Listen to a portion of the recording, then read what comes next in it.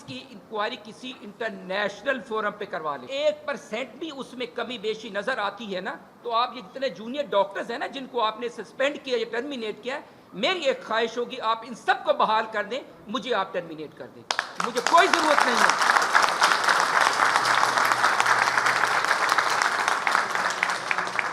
कोई SOPs violet नहीं हुए।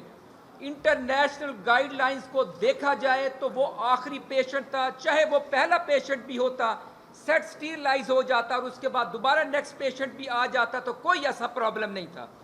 ये वो वायरस है, जैसे अभी डॉक्टर साहब ने अभी कलीम साहब बता रहे थे कि बी वायरस ज़्यादा खतरनाक है, 100 में से 20 से 30 मरीजों में फैलने का चांस होता है अगर कट लग जाए या मुतासरा ब्लड लग जाए मरीज का, जबकि HIV में 100 में से सिर्फ 3 मरीजों में चांस है। हेपेटाइटिस 0.0 हजार में से 3 मरीजों में, 1000 में से 3 मरीजों में, जबकि वो 20 से 30% चांस है 100 में से। तो ये वायरस तो थोड़ी सी गर्मी में भी मर जाता है और कुछ लोग तो कहते हैं सोप से भी मर जाता है, अगर इसमें ये रहता ही नहीं बाहर हवा में जिंदा रहता है, ये तो बॉडी के अंदर जिंदा रहता है। दूसरी बात ये है कि HIV वायरस में और एड्स में बड़ा फर्क है। HIV वायरस का किसी में हो जाना इसका मतलब है कि वो काबिल इलाज है, टैबलेट्स लेते हैं, पूरी उम्र वो लोग अपनी जिंदगी ठीक गुजारते हैं। तो हम एक स्टिग्मा बना दिया है उन बेचारों के लिए जिनको खुदा ना खास्ता HIV है, वो अपने टेस्ट करवाने से डरते हैं अपने, तो उनको पता है कि अगर हम टेस्ट करवाएंगे तो हम अपने किसी दोस्त अब आपको मुआशरे में किसी को अपना मुंह कैसे दिखाएंगे। और अब ये पेशेंट छुपने शुरू हो गए हैं बजाय सामने आने के। इस पेशेंट की हद तक मैं जहाँ तक आपको कहना चाहता हूँ कि जो हमारे लोकल SOPs हैं वो ठीक है, मैं मान लेता हूँ कि उसमें आपने पहले BSE को चेक करना, लेकिन इंटरनेशनल गाइडलाइंस में नहीं है। आप ये बताएं कि एक पेशेंट को चाकू लगकर आता है, एक पेशेंट को गोली लगकर आती है, हम उसके 2 दिन वेट करेंगे कि पेशेंट ऑपरेट हो, 2 दिन टेस्टों का वेट करेंगे कि वो आए और हम उसको ऑपरेट करें? कभी ऐसा नहीं होता, इंटरनेशनल गाइडलाइंस भी ऐसे नहीं कहती। उस पेशेंट की जान बच गई है और उस पेशेंट ने खुद अपना मुझे सुबह अपने बयान दिखाया कि सर मैं इतना खुश हूँ डॉक्टर्स कम्युनिटी के साथ कि उन्होंने मेरे पे एहसान किया है।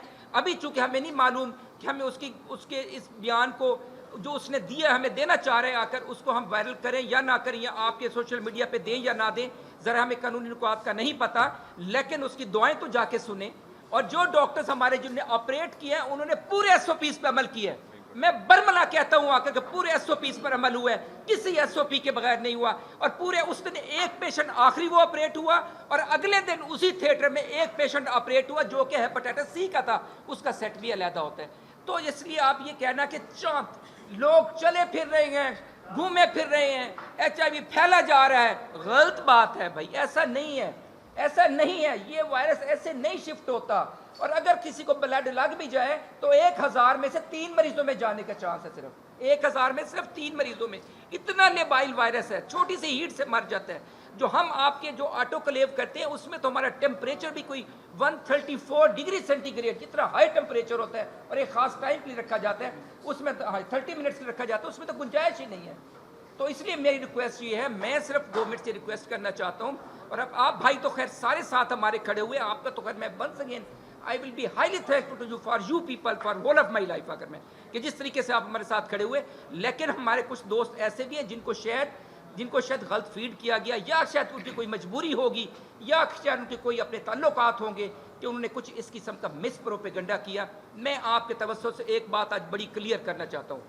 मैं ये कहना चाहता हूँ कि आप इसकी इंक्वायरी किसी इंटरनेशनल फोरम पे करवा लें, और अगर आपको 1% भी उसमें कमी बेशी नजर आती है ना, तो आप ये जितने जूनियर डॉक्टर्स हैं ना जिनको आपने सस्पेंड किया या टर्मिनेट किया, मेरी एक ख्वाहिश होगी आप इन सब को बहाल कर दें, मुझे आप टर्मिनेट कर दें, मुझे कोई जरूरत नहीं है।